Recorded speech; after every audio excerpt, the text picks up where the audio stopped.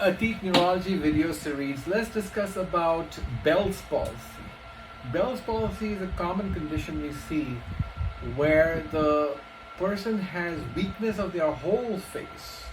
So it's the whole face, it's the lower part of the face which can be also affected with stroke, but it's also the upper part of the face or the forehead which would typically not be affected in a stroke. So the person will not be able to close their eye and not able to wrinkle their forehead on that side. So Bell's palsy also would not be associated with any other symptoms like a stroke. So there won't be any weakness of the limbs or hands or legs, that is, and it's just the involvement of the facial muscles. So, you can also have a change in your taste, change in your hearing, increased lacrimation or increased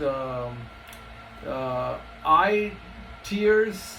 So why does it happen? It's considered to be a viral inflammation of the facial nerve supplying the face. It can happen to anyone irrespective of age or risk factors, and the prognosis varies. Usually the prognosis is pretty good. The main thing is the weakness of the face and the cosmetic asymmetry of the face, which can persist.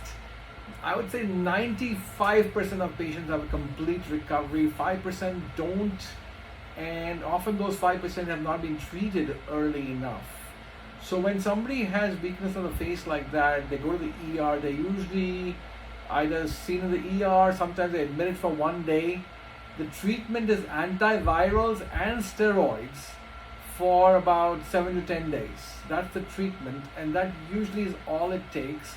Sometimes there's residual facial weakness, and when there's residual facial weakness, meaning weakness lasting beyond 1 to 2 months, then there are other measures we can take like physical therapy, Faradic stimulation of the facial nerve, which is electrical stimulation.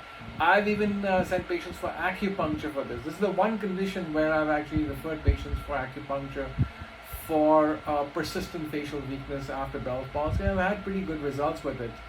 The other thing to look out for here is the eye itself. The eye, even though the patients say that it tears up, it actually has become very dry. So the patients have to be told to keep their eye moist.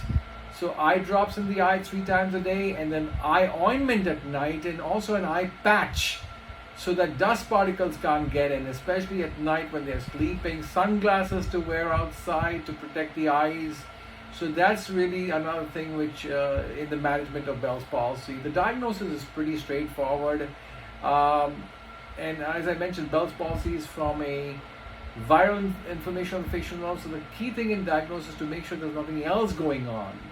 So could it be a diabetic seventh nerve palsy? Could there be a lesion in the brain? So we often do a scan of the brain, but typically the diagnosis almost always turns out to be Bell's palsy.